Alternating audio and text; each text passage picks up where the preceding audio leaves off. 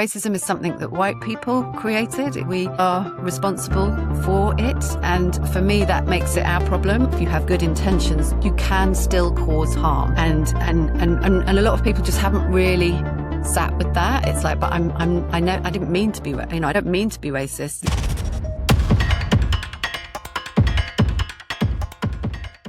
Amy, it is such a pleasure to have you on the edge of transformation. Welcome, welcome, welcome. Now, I've just been reflecting, thinking about how we met, how we know each other, and the times that we've worked together. And it has been such an honour to more recently have you in my world through both being a participant on our Regenerous programme as a mentee and receiving mentorship, and then also coming on board on another programme as my co-facilitator and supporting that programme in a different capacity, which was brilliant to see you in action because it had been a number of years since you had actually facilitated me through a process when we were working on let's say, a Jedi-related programme, wasn't it, to do with support programs for social entrepreneurs, which is your background and where you've come from and how we really do have connected roots, I would say, right? In that we've both worked at the School for Social Entrepreneurs and found ourselves in these facilitator roles in second or third careers as well, not what we've been doing since we first worked in the world of work.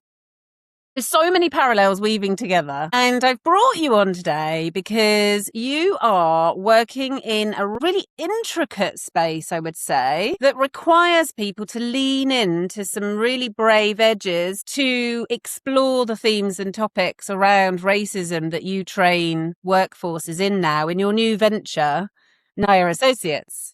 So welcome to the show. I can't wait to unpack some of the most important themes and topics of our generation in today's episode. Thank you. It's a total pleasure to be here, Andrea.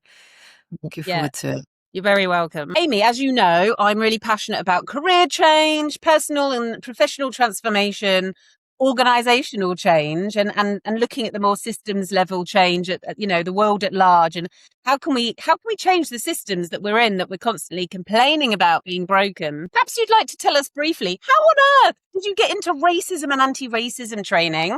And if you could be so kind as to just perhaps weave in a little bit about your career transformation as a facilitator from how I know you from in the world of social enterprise and to now starting your own consultancy, and were there any particular catalytic moments that you can draw on that you would say turned you left when you could have instead perhaps gone right?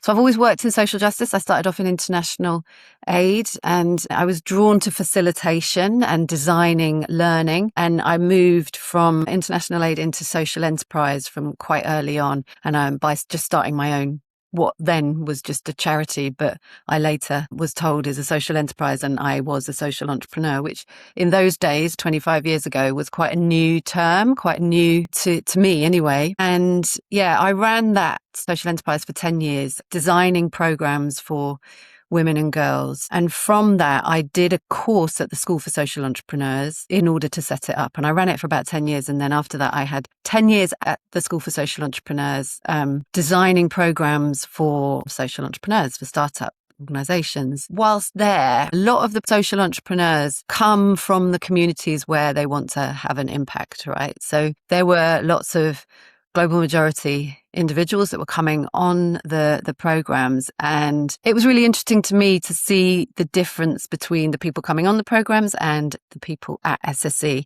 And I think this is true of social enterprise broadly, is that we are similar to the charity sector, are a predominantly white group of people, not completely, but predominantly. So I was just curious to know how that was working for the people on the program. So I did a series of research projects and co-design projects whilst at SSE, looking to understand how we can make sure that the programs are fully inclusive, that people are really feeling like they belong. And it was that kind of kicked off this interest for me in terms of race and inclusion. It's important for me to say I also have a mixed race son. So I'm in a mixed race relationship. My son is now 16, but that gave me a perspective that I didn't have before. And it really, really shifted things for me and made me really focus on racial equity work in a way that I've been kind of interested, but this gave me a real drive to do more. Important to say that, like many people in social impact, my intentions were all there, but I wasn't necessarily practicing anti-racism. And that's the journey that I'm really interested in. It's my journey and other people's journey in moving from intentions to practice. And that's what I do at Near Associates now. You know, that's what the programs that I do, that's what I do when I go into organisations, is I really look at how can we sit in discomfort and then move from these good intentions to actual practice. Oh, and when you said the word discomfort there, you know, I really felt like the discomfort of talking about racism when you're a white person, particularly with other white people, or when there are people of colour in the room. Like, it feels so uncomfortable for a lot of people. I feel that myself. And I have been working with multicultural people for, 20 years in different countries all around the world. I used to live in the Caribbean and the Cayman Islands. I've worked extensively across, Eastern and Southern Africa, throughout Asia. And yet it still feels for me like such a murky topic. So I can imagine what a job it is for you to go out there into the world and sell this as an entity, as a training requirement, needing to meet the needs of different organizations and speak to them in all these different ways. And so I can't wait to unpack all of this in today's conversation. But I think before we dive into all of that, we've almost got to set a little bit of the scene, haven't we, around like, how do you even explain racism to people who are new to thinking about it, or who think they know what racism even is? Because it's, usually thought of as, if you use a derogatory term, then you're a racist. So let's unpack all of that. Yeah, for sure. And I think, just to say as well, in the sector that we work in the social impact sector and beyond, but because people are, they're out there wanting to make a difference in the world. When you talk to white people about racism, there's a kind of assumption that we know and understand what it is and we don't like it, so therefore that's okay, we don't need to talk about it anymore. Almost, that's a very crass way of saying it, but there's definitely a reluctance to look because we think we know. And I think that's certainly that was a real moment for me when I realised that I needed to look at my own behaviours, not just look at the bad behaviour of what we kind of define as bad racists. But yeah, so that is a challenge for sure. And I guess one of the first things that I do is separate intent from impact. So again, going back to that, if you have good intentions, you can still cause harm. And a lot of people just haven't really sat with that. It's like, but I know I didn't mean to be, I don't mean to be racist, so therefore it's okay. But it's beyond that now. It's like our intentions are almost irrelevant. It's like we're still going to cause harm. Not because we get up in the morning and think, oh, we're going to go and cause harm, we're going to go and be racist, but because we've been shaped by racism, and because that's how we will go around and operate in the world. And that's a really important distinction to make to people, which I tried to do initially. I think the other thing about the idea of racism is that I try to break it down to people that racism is a system and it's not a personality flaw. So it's not about you being a bad person, but it's about the fact that we've been shaped by the structures that we all swim in, whether we see them or not. And that's true of white people, but it can also be true of global majority people. We are shaped by white supremacy ultimately, but certainly racism. And that's where people really start to shift. So when it stops being about whether or not they are racist, because that's that sort of defensiveness that we can have when we think it might be about us being bad. And then we can start to really unpick racism and how it channels itself through us in some way, shape or form. Okay, I've heard global majority mentioned a couple of times. Would you like to just explain global majority for those listening who are thinking, oh, I've not heard that term before? Yeah, I've got a free language of racial justice guide, which I can share the link of if people want to download, that has a few words on there that are explained. But global majority is basically referring to black and brown people. And we say global majority because statistically across the globe, there are more black and brown people than there are white. So it's more accurate. No, we talk about minorities, but in the UK, globally, we're not talking minorities, we're talking majorities. So it's an important distinction to make. It's not the only term that is used. You'll hear me say black and brown. You'll hear me say people of colour sometimes, but there are different terms, and my language of racial justice guide is useful for that. And there are many others as well, but that's just one.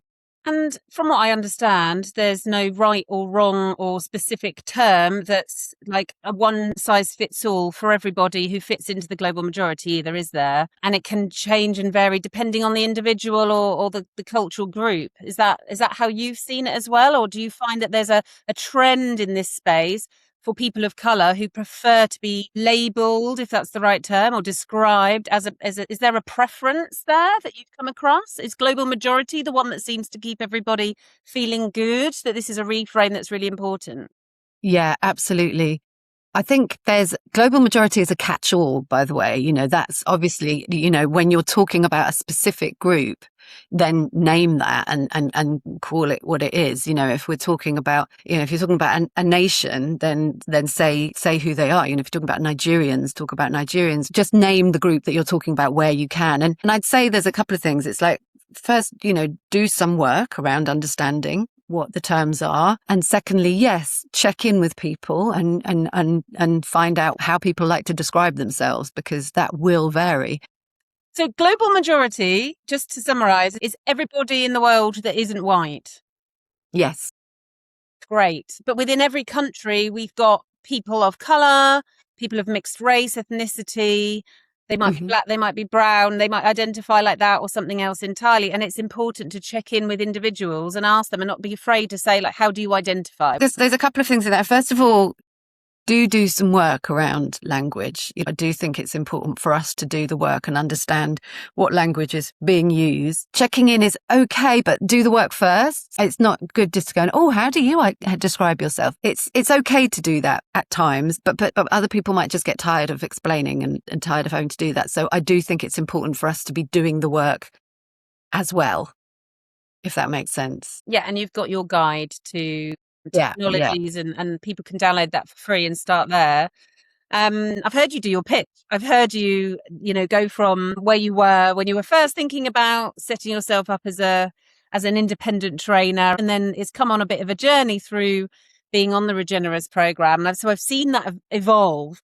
And I love the way that you've evolved the language, and you have so much authority in the way that you talk about the work that you do. Tell us, you've chosen to work with white people specifically, haven't you, Amy? Yeah. Why wouldn't you train people of colour? Well, first thing to say about that is that at Near Associates, we actually run two parallel programs. So I run the program for white people, and my associate, Anthea Benjamin, runs a program for global majority, which is a different space. And I can talk a bit about that. But for me, racism is something that white people created. We are responsible for it. And for me, that makes it our problem and something that we need to dismantle. That's not to say that we know the solutions, because we probably need to look to global majority people for those, but we need to enact them. We need to be doing the work. And when you do racial equity work or anti-racist work in mixed groups, it can be great. And there are loads of really amazing organisations doing racial equity work in mixed groups.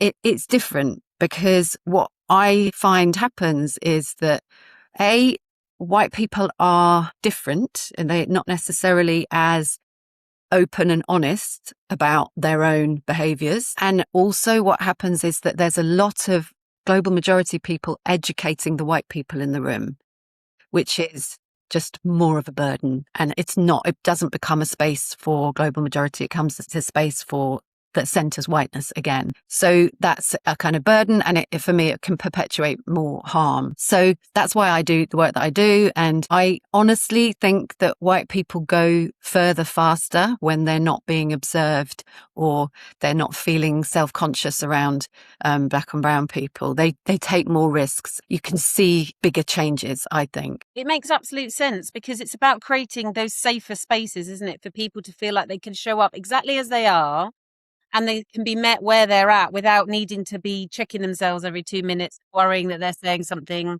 inappropriate or incorrect or offensive. And I can see how, that would then create perhaps even almost like a bit of a jarring energy in the room. And I'm sure that goes both ways with both groups. And so, it's interesting. I just remember when you first started talking about it, my brain went, oh, that sounds like segregation. That's interesting. Yeah. Yeah, and it does. My experience is the global majority of black and brown people get it almost immediately. And white people are like, why do we have to do this? Why do we have to do this separately? And, I get that. We're not used to that. We're not used to being forced into segregation. However, one of the first things that I do with white people is that, so where in your life are you surrounded by other white people? And we get people to look at people's wedding photos or think about any big parties they go to or any clubs they're a part of or funerals that they go to. How many other white people are there around you and how many black and brown people are there around you? And there's nothing wrong in that. It's just to notice we segregate naturally anyway, but when asked to be in a space that is purely white, we suddenly get uncomfortable and annoyed. And I would just say it's a really important space to go in.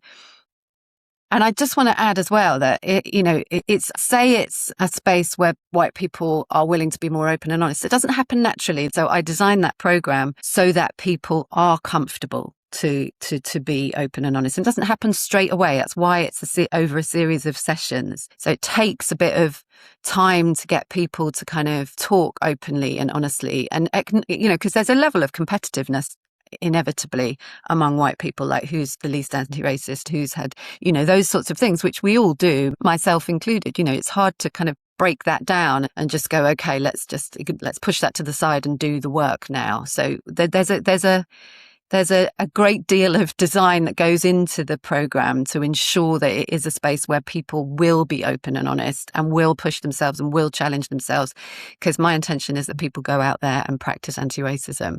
Yeah, that's what it's all about leading to, is inclusive workplaces that feel psychologically safe for everybody there, where they've got what I've been calling resonant equity, where it's a feeling of belonging for everybody without it feeling forced or fitted into a box, like we meet all of these requirements and we check all of these boxes. We're doing all the right things that some textbook told us to do. It's something else, isn't it, when you're really trying to create true belonging within groups. So I'm imagining your work is way deeper than just coming in, swooping in for an afternoon and doing an inspiring talk and a couple of exercises. It's really transformational work, and you would do it over a number of different sessions, and you would monitor the behavioral change, the attitudinal changes over a long period of time, I would imagine. Like how long is that? Are we talking 6 months or a year? How long would a partner come in and bring you in for, would you say? Well, that really varies. So I would say over a period of 3 months at least would be great. I have done less, but 3 months is where I can do regular sessions. And it's really where I see the program having the most impact is where there's a cadence to the sessions. So there's a kind of punctuation, maybe every other week or every month or whatever it is, over a period of time. So people can go away and put into practice some of what I talk about, some of what we unpick, and then come back and reflect on it on a personal level. And by the end of those sessions, what I really want is for white people to be getting up in the morning and thinking about racism, because we don't have to think about it, right? Because we're white and we don't, we might see it on the news or we might hear it, but we don't really have to think about it. But I want the program to have that impact on white people where they get up in the morning, literally, and start thinking about racism in some way, shape or form, because it is in everything. That's not to say I want everyone to be miserable, but it's that I want everyone to have an awareness and be ready to take action around racism in their lives, but particularly in the workplaces that I go into. Yeah. And as you're talking, sorry, just one thing on what you said as well, in terms of, there was something that you said about sense of belonging. And I think, yes, that is where I want people to get to, organizations to get to, where they're inclusive and there's a culture where that people have a sense of belonging. I think it's also, it would be naive to think that that's just a place that you get to, right? And there you are, everyone's feeling happy to come into work, etc., etc. I think the important thing about that is it needs to be a culture where people can be held to account and people can be challenged, and that is welcomed and not defended or silenced or ignored. And that for me is a really important aspect of belonging that people perhaps don't, can miss quite often, because it feels like a nice positive thing to have, but it will be, in order to create a culture of belonging, it will be challenging, and you will be challenged as white people. I want to go preach, because it's so important. It's like an organization that thrives, like with a culture that everyone feels that they can belong in, has to be like the relationship between two people, when they're in a partnership, where it's not always the honeymoon period, is it? You've got to be able to sometimes sit down and check in and have those hard conversations and really sit in the mud, to coin Simon Sinek, on the difficult stuff, and hear the other person without the defensiveness kicking in, because the minute that happens, we're no longer listening. We're in our own stuff. But it's also very human, isn't it, for our own stuff to come up and we stop listening to the others. Yeah. And that plays out in organizations all the time, particularly the ones that talk the talk and say they do all the inclusive leadership. Mm-hmm. So then that segues really nicely into the next question, which I wanted to ask, which is around what changes. And I'm thinking here, I love a convoluted question, by the way, but the majority of senior leaders in UK organisations are white. If you're lucky, they might be a woman. And very rarely, though, is it a black or a brown woman.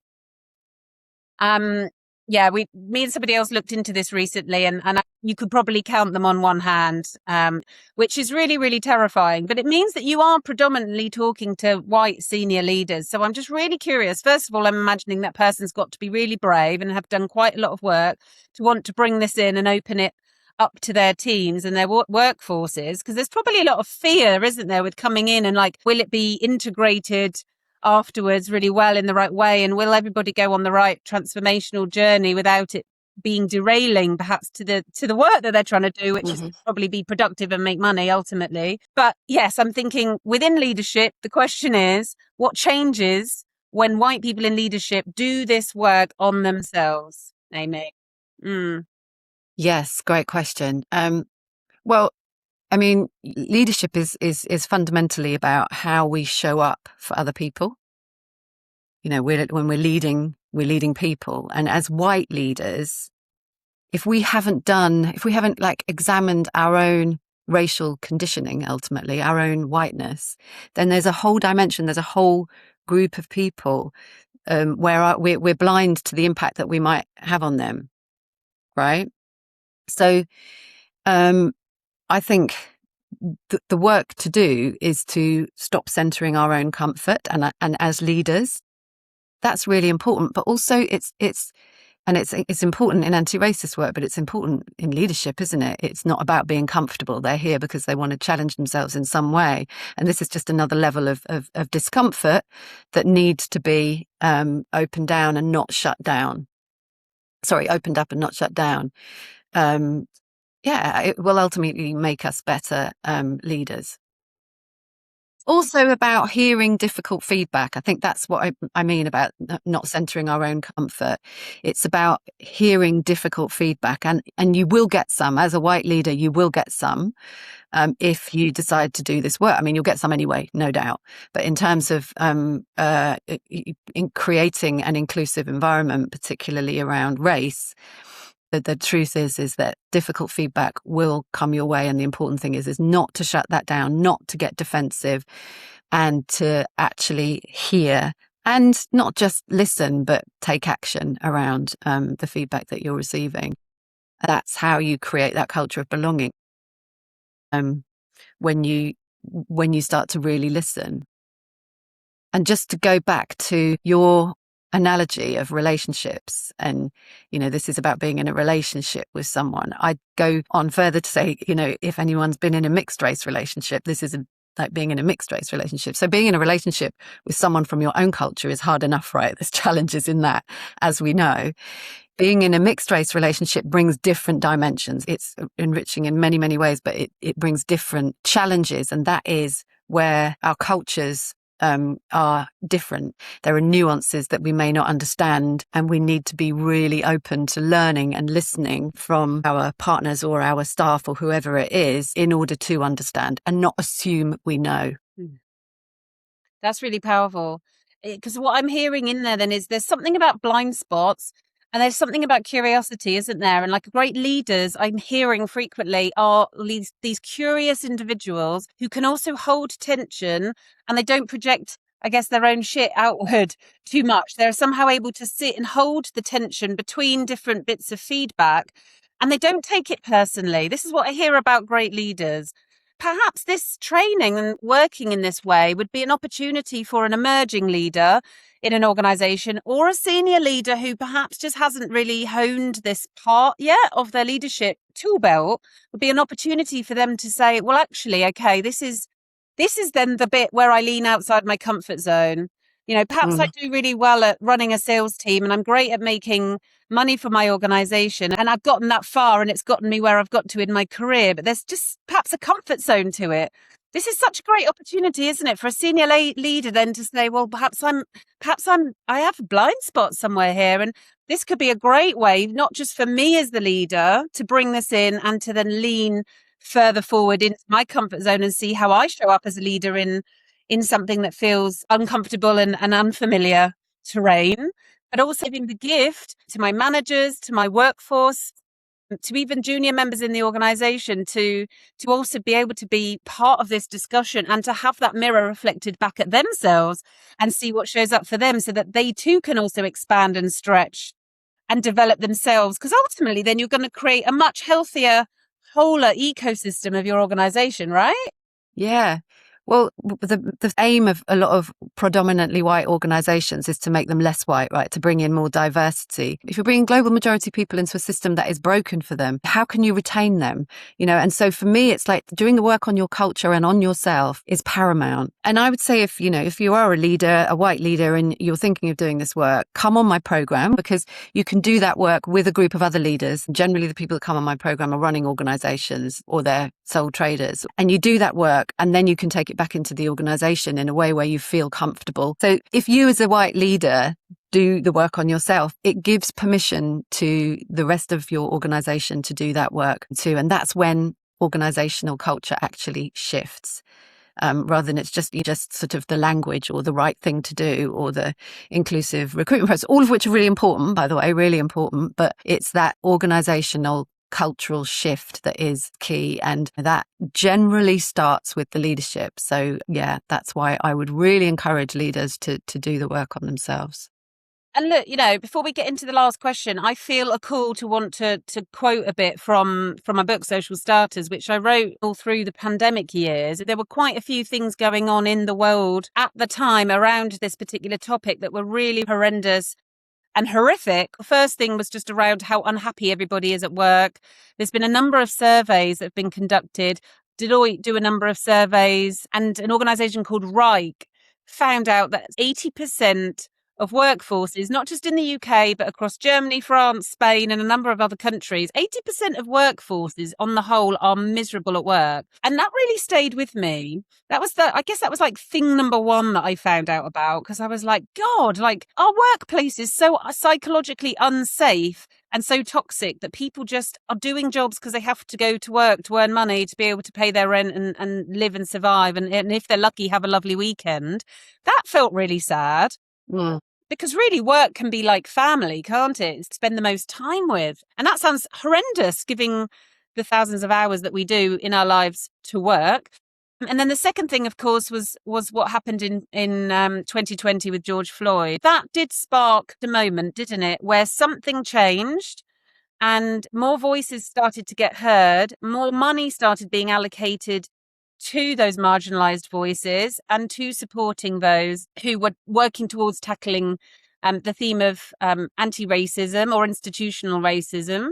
More Black and brown entrepreneurs started to be supported as well. And there was a lot of energy, it felt like, in this arena of thinking about DE&I at work. In obviously this particular protected characteristic. I think a lot's changed over the last 6 years, hasn't it, Amy? What have you seen any sort of, is it fair to say, a downward trend? Is money being pulled away from this space? It's really interesting because the interest in the Black Lives Matter movement after the murder of George Floyd was both moving for me. I felt moved, and it was obviously based on a deep tragedy, but it felt like a momentum at times. I think what was really clear quite quickly afterwards was there was a lot of performative allyship. And what I mean by that is it's not really allyship. It's a gesture towards looking good in terms of being anti-racist. So you saw a lot of statements, a lot of those black squares going up on Twitter. But how much was done for example, for the black staff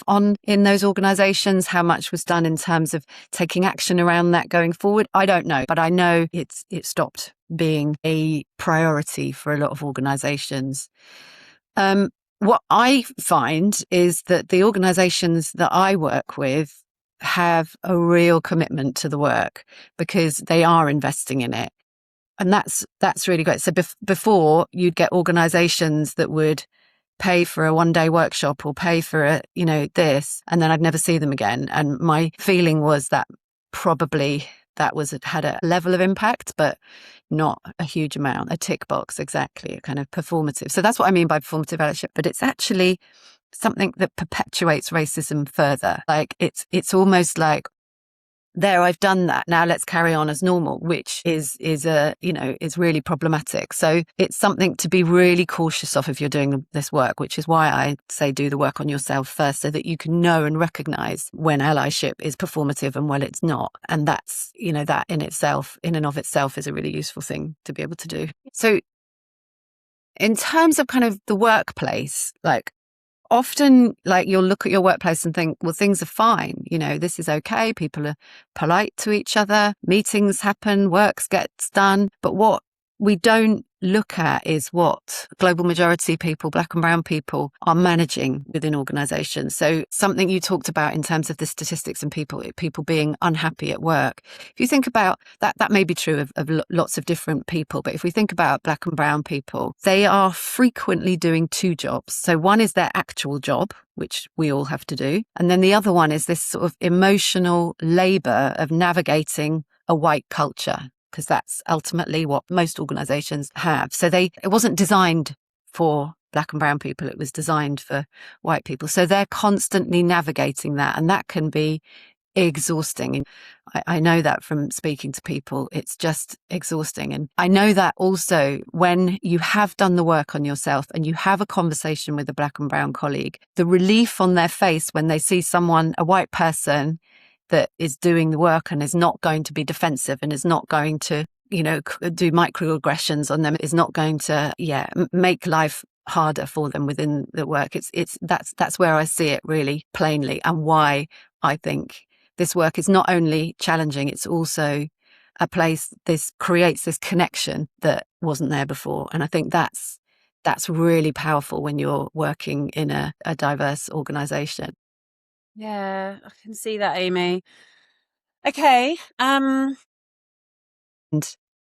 this is really important to know that it happens in social enterprises too. It's not just within other workplaces, because quite often as social entrepreneurs or working for a social enterprise, we are focused on the impact that we want to have as a social enterprise, and we forget that within our organisation, we may be perpetuating this impact again and again, and internally as well as externally. It is as important that the values that we talk about as an organisation are genuine, and they are a part of our culture, a part of the leadership, a part of the decision making. Yeah, I like to think of like a really interesting frame about how we show up in the world as the system at large. So in this case, like, this would be the change that we want to see in the world. So let's call it decolonisation, right?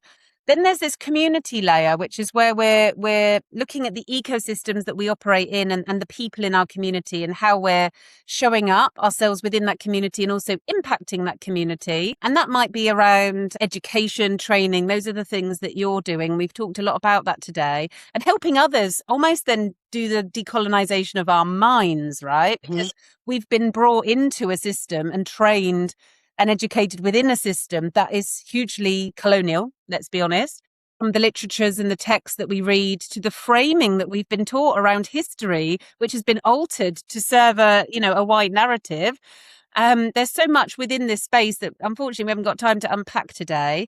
But as I've explained this within the context of my previous guests, we've spent a lot of time then looking at the self and the inner piece. And for many, that's an inner quest that we all go on, where we work to transform ourselves so that we can then go out and transform our communities in the world. So my final question for you is, look, as we all know, talking about racism, it does feel edgy. But the real edges are the ones that we meet ourselves, don't we? That's how we grow into our leadership. So I'd love to ask you, Amy, on that more interpersonal level, what is your own current leadership edge, if you've identified one? And can you describe a little bit for me what you're going to do to meet that edge? Easy to answer in one word, and that is, for me as a business owner or social entrepreneur and as a white woman doing anti-racist work, visibility for me is a real learning edge that I am currently tackling. Being seen, so using my voice consistently, publicly, and not kind of hiding behind models or frameworks or whatever, but actually using my voice, because people like to hear who you are and why you're doing the work, and they like to know and understand what your knowledge and experience is around it. So it's really important for me to do that. The World Cup, for example, which, just to kind of confirm what you were saying, to me, it's got colonialism written all over it. We've had so many conversations, myself, my partner, and our boys, when we've been watching it. And for me, being I can have those conversations here, but actually I need to be having those conversations publicly. I need to be talking about this to people that aren't in mixed race families, that might not have those conversations in the same way, with the same difference in cultures that can really make it useful in terms of our learning. So for me, it's about getting those conversations out in the public, which I'm doing as best I can. It's very challenging. So I'm really grateful for this space to do that. And I'm doing it as much as I can in terms of meeting people to talk about it as well. So I can post all I like, but it's actually these conversations that are the really interesting ones. Okay. So your edge is leaning in and getting your voice heard. Yeah. Yeah, it is. And also, just to add to that, obviously the discomfort of doing that is exactly the discomfort that I'm inviting white people in to do with me, right? So I need to be experiencing it and doing it so that I can then go and work with people with their discomfort. And, it might not be about being visible, but it's about, in a way it is, it's about going out into your worlds and being visibly anti-racist so that you make a difference and black and brown people can feel better that there are white people out there authentically doing this work. Yeah, which then feeds into the broader piece around building safer workplaces with more belonging, a sense of true, authentic belonging, not just tick box belonging. Yeah, just building a more equitable, fairer society for all. I love it, Amy. You're really called to a mission. It feels like you're stepping so outside your comfort zone, but with all the tools and the knowledge and education and your life and lived experience to draw on as well, that's inspiring you. For anybody that's sitting here and thinking, do you know what? I need to introduce Amy to somebody, or we need to bring Amy in and meet my boss, or come and have a conversation just around what this means for us and what it could look like if we were going to work together. Where do they go? Join me on LinkedIn or contact me directly. I'm really up for having conversations or coming in and talking, whatever works. So we'll add the links and your email address in the show notes, and then people can reach out. I do have a mailing list. So if you want to download the language guide, you can also join my mailing list there. We'll pop those in the show notes as well. Amazing, Amy. Well, I hope it's useful for people to watch this and to get inspired and to think, do you know what, actually, I don't know as much about racism as I thought I did. And now I feel like I know a little bit more, but there's still so much more to go out and discover. To your point, then, let's get educated. It feels like that's the least we could be doing. just one thing to say. So I've talked a lot about the challenge of doing this work as a white person, but ultimately it's easier doing it than resisting it. Doing it is ultimately easier. What a great leadership note to leave on. Lean into the resistance. Yeah. Wonderful. Right, Amy. Well, thank you so much.